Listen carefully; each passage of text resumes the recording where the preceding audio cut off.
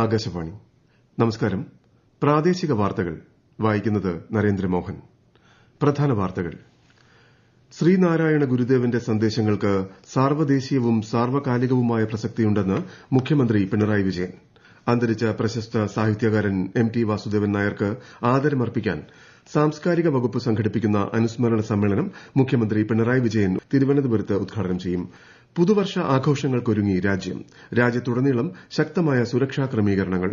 സംസ്ഥാനത്തും സുരക്ഷാ പരിശോധനകൾ കർശനമാക്കി പോലീസ്. വയനാട് മുണ്ടക്കൈ ദുരന്തം അതിതീവ്ര ദുരന്തമായി പ്രഖ്യാപിച്ച് കേന്ദ്ര സർക്കാർ. യമനിൽ വധശിക്ഷയ്ക്ക് വിധിക്കപ്പെട്ട മലയാളി നഴ്സായ നിമിഷപ്രിയയ്ക്ക് കേന്ദ്ര സർക്കാർ എല്ലാ സഹായവും നൽകുന്നുണ്ടെന്ന് വിദേശകാര്യ മന്ത്രാലയം. 39ാമത് ദേശീയ സീനിയർ ഫെൻസിംഗ് ചാമ്പ്യൻഷിപ്പ് മന്ത്രി രാമചന്ദ്രൻ കടന്നപ്പള്ളി കണ്ണൂരിൽ ഉദ്ഘാടനം ചെയ്തു. സന്തോഷ് ട്രോഫി ഫുട്ബോൾ ഫൈനലിൽ കേരളം ഇന്ന് പശ്ചിമ ബംഗാളുമായി ഏറ്റുമുട്ടും. വാർത്തകൾ വിശദമായി. ഉപഗ്രഹങ്ങളെ ബഹിരാകാശത്ത് വച്ച് കൂട്ടിയോജിപ്പിക്കുന്ന ISROയുടെ ഡോക്കിംഗ് ദൌത്യമായ സ്പേഡെക്സ് വിജയകരമായി വിക്ഷേപിച്ചു. ശ്രീഹരിക്കോട്ടയിലെ സതീഷ് ധവാൻ ബഹിരാകാശ കേന്ദ്രത്തിൽ നിന്നും PSLV C-60 ഉപയോഗിച്ചായിരുന്നു വിക്ഷേപണം. 2 ചെറിയ ബഹിരാകാശ വാഹനങ്ങൾ ഉപയോഗിച്ച് ഇൻസ്പേസ് ഡോക്കിംഗ് സാങ്കേതികവിദ്യയിലൂടെയാണ് ലക്ഷ്യം പൂർത്തിയാക്കിയത്. സ്പെയ്ഡെക്സ് ദൌത്യ ഉപഗ്രഹങ്ങളായ SDX-01 ചേസർ, SDX-02 ടാർഗറ്റ് എന്നിവയാണ് ഭ്രമണപഥത്തിൽ എത്തിച്ചത്.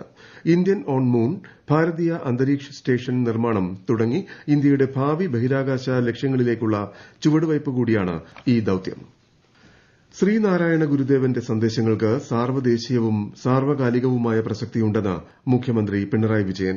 92ാമത് ശിവഗിരി തീർത്ഥാടന മഹാമഹത്തോടനുബന്ധിച്ച് നടന്ന തീർത്ഥാടന മഹാസമ്മേളനം ഉദ്ഘാടനം ചെയ്യുകയായിരുന്നു മുഖ്യമന്ത്രി. ഗുരുദേവ ദർശനങ്ങൾ ലോകമെമ്പാടും എത്താൻ ശ്രമം നടത്തണമെന്നും മുഖ്യമന്ത്രി പറഞ്ഞു. മനുഷ്യന്റെ ജാതി മനുഷ്യത്വമാണ് എന്ന ഗുരുവിന്റെ സന്ദേശം എത്തിക്കാൻ കഴിയണം. അതായിരിക്കും നിഷ്ഠുരതയെ മനുഷ്യത്വം കൊണ്ട് പകരം വെക്കാനും അങ്ങനെ വർഗീയ വംശീയ വിദ്വേഷങ്ങളെയും അവയുടെ അടിസ്ഥാനത്തിലുള്ള നരമേധങ്ങളെയും ഒഴിവാക്കാനുള്ള വഴി. അതുകൊണ്ടാണ് ഗുരു സന്ദേശങ്ങൾക്ക് സാർവദേശീയവും സാർവകാലികവുമായ പ്രസക്തിയുണ്ട് എന്ന് പറയുന്നത്. ഗുരു ജീവിച്ച് മനുഷ്യത്വം പടർത്തിയ മണ്ണാണിത്. അതുകൊണ്ടാണ് കേരളത്തിൽ വംശീയ വിദ്വേഷം അത്ര ഭീകരമായ തോതിൽ ആളിപ്പടരാതിരിക്കുന്നത്. ശ്രീനാരായണ ധർമ്മസംഘം ട്രസ്റ്റ് പ്രസിഡന്റ് സച്ചിദാനന്ദ സ്വാമികൾ അധ്യക്ഷത വഹിച്ച ചടങ്ങിൽ പ്രതിപക്ഷ നേതാവ് VD സതീശൻ, മന്ത്രി VN വാസവൻ, MLAമാരായ V ജോയ്, ചാണ്ടി ഉമ്മൻ തുടങ്ങിയവർ പങ്കെടുത്തു. 92ാമത് ശിവഗിരി തീർത്ഥാടന മഹാമഹത്തോടനുബന്ധിച്ച് നടക്കുന്ന കൃഷി, കൈത്തൊഴിൽ, വ്യവസായം, ടൂറിസം സമ്മേളനം കേന്ദ്രമന്ത്രി ഗജേന്ദ്ര സിംഗ് ഷെഖാവത്ത് ഇന്ന് ഉദ്ഘാടനം ചെയ്യും. ഉച്ചയ്ക്ക് വർക്കല ശിവഗിരിയിൽ നടക്കുന്ന സമ്മേളനത്തിൽ മന്ത്രി P രാജീവ് അധ്യക്ഷത വഹിക്കും. മുൻ കേന്ദ്ര സഹമന്ത്രി V Muraleedharan, Jose K Mani MP, DK Murali MLA, BJP സംസ്ഥാന അധ്യക്ഷൻ K സുരേന്ദ്രൻ എന്നിവർ വിശിഷ്ടാതിഥികളാകും. അന്തരിച്ച എഴുത്തുകാരനും സംവിധായകനും തിരക്കഥാകൃത്തുമായ M.T. വാസുദേവൻ നായർക്ക് സംസ്ഥാന സർക്കാരിന്റെ ആദരം. സാംസ്കാരിക വകുപ്പ് സംഘടിപ്പിക്കുന്ന അനുസ്മരണ സമ്മേളനം മുഖ്യമന്ത്രി പിണറായി വിജയൻ ഇന്ന് ഉദ്ഘാടനം ചെയ്യും. കൂടുതൽ വിവരങ്ങളുമായി ആകാശവാണി തിരുവനന്തപുരം ജില്ലാ പ്രതിനിധി രജു കോലിയക്കോട്. തിരുവനന്തപുരം ടാഗോർ തിയേറ്ററിൽ വൈകുന്നേരം 4 മണിക്ക് നടക്കുന്ന MD അനുസ്മരണ സമ്മേളനത്തിൽ മന്ത്രി സജി ചെറിയാൻ അധ്യക്ഷത വഹിക്കും. മന്ത്രിമാരായ V Sivankutty, GR Anil, PA Muhammad Riyas, പ്രതിപക്ഷ നേതാവ് VD സതീശൻ, സാഹിത്യകാരൻ NS മാധവൻ, സംവിധായകൻ ഷാജിയൻ കരുൺ തുടങ്ങി രാഷ്ട്രീയ സാംസ്കാരിക രംഗത്തെ പ്രമുഖർ ചടങ്ങിൽ പങ്കെടുക്കും. MTയുടെ സിനിമകളിലെ ഗാനങ്ങൾ കോർത്തിണക്കി പിന്നണി ഗായകൻ രവിശങ്കർ നയിക്കുന്ന സംഗീതാർച്ചന, പുസ്തക പ്രദർശനം, ഫോട്ടോ പ്രദർശനം, നിർമ്മാല്യത്തിന്റെ പ്രദർശനം എന്നിവയും ചടങ്ങിന്റെ ഭാഗമായി നടക്കും. ചടങ്ങിലേക്കുള്ള പ്രവേശനം സൌജന്യമാണ്. ശുഭപ്രതീക്ഷയോടെ പുതുവർഷത്തെ വരവേൽക്കാനൊരുങ്ങി ലോകം. 2025 ആദ്യമെത്തുക കിരിബാത്തി ദ്വീപിലാണ്. ഇന്ത്യൻ സമയം ഉച്ചയ്ക്ക് 3:30 കിരിബാത്തി ദ്വീപിൽ പുതുവർഷം പിറക്കും. ലോകത്തിന്റെ വിവിധ ഇടങ്ങളിൽ പുതുവർഷത്തെ വരവേൽക്കാനുള്ള ഒരുക്കങ്ങൾ പൂർത്തിയായി കഴിഞ്ഞു. സംസ്ഥാനത്ത് എല്ലാ ജില്ലകളിലും പുതുവർഷത്തോടനുബന്ധിച്ച് വിവിധ ആഘോഷ പരിപാടികൾ സംഘടിപ്പിച്ചിട്ടുണ്ട്. ഗോവ, ബാംഗ്ലൂർ, മുംബൈ, ഡൽഹി എന്നിവിടങ്ങൾ പുതുവർഷ ആഘോഷങ്ങൾക്ക് തയ്യാറെടുത്തു കഴിഞ്ഞു. തിരുവനന്തപുരത്തെ കോവളം, വർക്കല തുടങ്ങിയിടങ്ങളിൽ പുതുവർഷം ആഘോഷമാക്കാൻ നിരവധി പേരാണ് എത്തുന്നത്. ഫോർട്ട് കൊച്ചി, മൂന്നാർ, കുമരകം എന്നിവിടങ്ങളിലും പുതുവർഷ ആഘോഷങ്ങൾ നടക്കും. ലോകമെമ്പാടുമുള്ള കേരളീയർക്ക് ഗവർണർ ആരിഫ് മുഹമ്മദ് ഖാൻ പുതുവത്സരാശംസകൾ നേർന്നു. ഐക്യവും സുരക്ഷിതത്വ ബോധവും ശക്തിപ്പെടുത്തിയും ചിന്തയിലും പ്രവൃത്തിയിലുമുള്ള ഒരുമയിലൂടെയും സംസ്ഥാനം വർദ്ധിച്ച പുരോഗതിയും സമൃദ്ധിയും കൈവരിക്കുന്ന വർഷമാകട്ടെ 2025 എന്ന് ഗവർണർ ആശംസാ സന്ദേശത്തിൽ പറഞ്ഞു. മുൻ പ്രധാനമന്ത്രി ഡോക്ടർ മൻമോഹൻ സിംഗിന്റെ നിര്യാണത്തെ തുടർന്ന് നാളെ വരെ ദുഃഖാചരണം പ്രഖ്യാപിച്ചിട്ടുള്ള സാഹചര്യത്തിൽ പുതുവത്സരത്തോടനുബന്ധിച്ച് ഫോർട്ട് കൊച്ചി പരേഡ് ഗ്രൌണ്ടിൽ പാപ്പാഞ്ഞിയെ കത്തിക്കുന്ന ചടങ്ങ് ഇന്ന് അർദ്ധരാത്രി ഉണ്ടാകില്ല. നാളെ നടത്താനിരുന്ന ഫോർട്ട് കൊച്ചി കാർണിവൽ റാലിയും 2-ാം തീയതിയിലേക്ക് മാറ്റിയിട്ടുണ്ട്. എന്നാൽ ഹൈക്കോടതി അനുമതി ലഭിച്ചതിനെ തുടർന്ന് ഗാല ഡി കൊച്ചി എന്ന സംഘടനയുടെ നേതൃത്വത്തിൽ ഫോർട്ട് കൊച്ചി വെളി ഗ്രൌണ്ടിൽ ഇന്ന് അർദ്ധരാത്രി പാപ്പാഞ്ഞി കത്തിങ്ങൽ ചടങ്ങ് നടക്കും.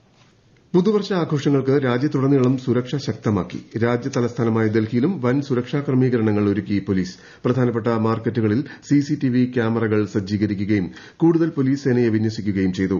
മെട്രോ സ്റ്റേഷനുകളിൽ ട്രെയിനുകൾക്ക് നിയന്ത്രണം ഏർപ്പെടുത്തിയിട്ടുണ്ട്. പുതുവത്സരാഘോഷവേളയിൽ ക്രമസമാധാനവും സ്വൈരജീവിതവും ഉറപ്പാക്കുന്നതിന് കർശന നടപടികൾ സ്വീകരിക്കാൻ സംസ്ഥാന പോലീസ് മേധാവി ജില്ലാ പോലീസ് മേധാവിമാർക്ക് നിർദ്ദേശം നൽകി. താമരശ്ശേരി ചുരത്തിൽ പുതുവത്സരാഘോഷവുമായി ബന്ധപ്പെട്ട ഗതാഗത കുരുക്ക് ഒഴിവാക്കാൻ പോലീസ് നിയന്ത്രണം ഏർപ്പെടുത്തി. ചൊവ്വാഴ്ച വൈകിട്ട് മുതൽ പുതുവത്സര ദിനമായ ബുധനാഴ്ച പുലർച്ചെ വരെ ചുരം പാതയോരത്ത് വാഹന പാർക്കിംഗ് പൂർണ്ണമായും നിരോധിച്ചു. ഈ വാർത്തകൾ ആകാശവാണിയിൽ നിന്ന്.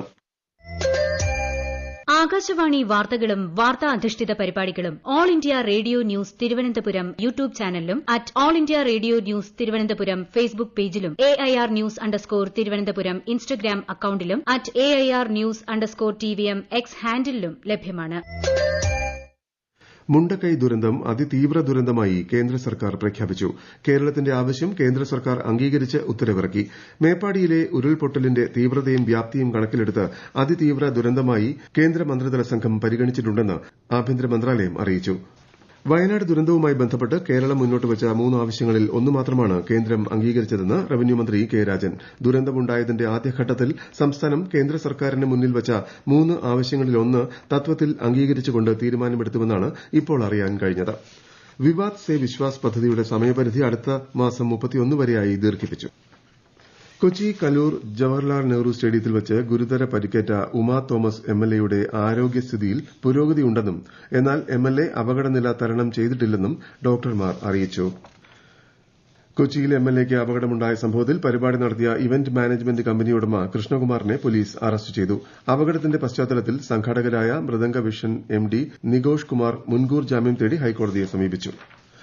39ാമത് ദേശീയ സീനിയർ ഫെൻസിംഗ് ചാമ്പ്യൻഷിപ്പ് മന്ത്രി രാമചന്ദ്രൻ കടന്നപ്പള്ളി കണ്ണൂരിൽ ഉദ്ഘാടനം ചെയ്തു. രാജ്യത്തിന് അഭിമാനമായി മാറുന്ന കായിക താരങ്ങൾ വളർന്നു വരട്ടെയെന്ന് മന്ത്രി ആശംസിച്ചു. കേരള സ്പോർട്സ് കൌൺസിലിന്റെ സഹകരണത്തോടെ സംഘടിപ്പിക്കുന്ന ചാമ്പ്യൻഷിപ്പിൽ 26 സംസ്ഥാനങ്ങളിലെയും കേന്ദ്രഭരണ പ്രദേശങ്ങളിലെയും സർവീസസിന്റെയും ടീമുകൾ ഉൾപ്പെടെ 700ഓളം കായിക താരങ്ങൾ പങ്കെടുക്കുന്നുണ്ട്. സന്തോഷ് ട്രോഫി ഫുട്ബോൾ ടൂർണമെന്റ് ഫൈനലിൽ കേരളം ഇന്ന് പശ്ചിമബംഗാളുമായി ഏറ്റുമുട്ടും.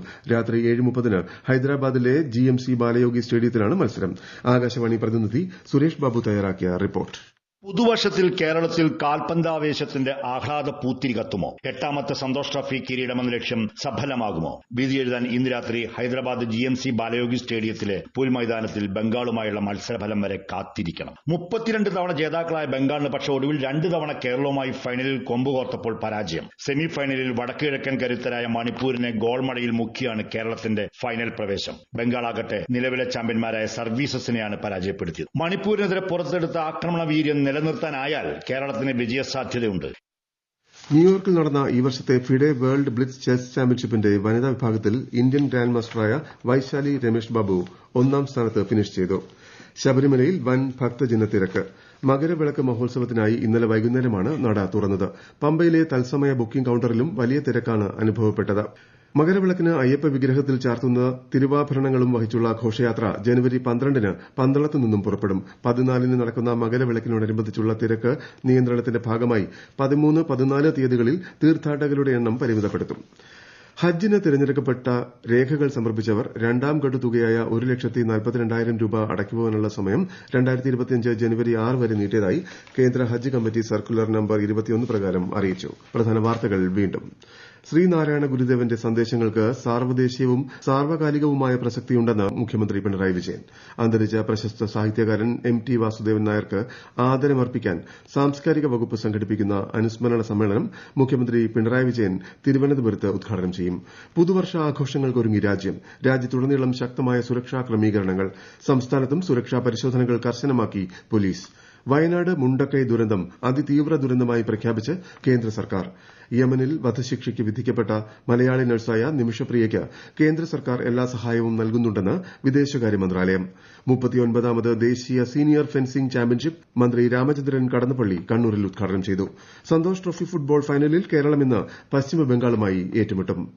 പ്രാദേശിക വാർത്തകൾ കഴിഞ്ഞു. അടുത്ത വാർത്താ പ്രക്ഷേപണം 12:50-ന്.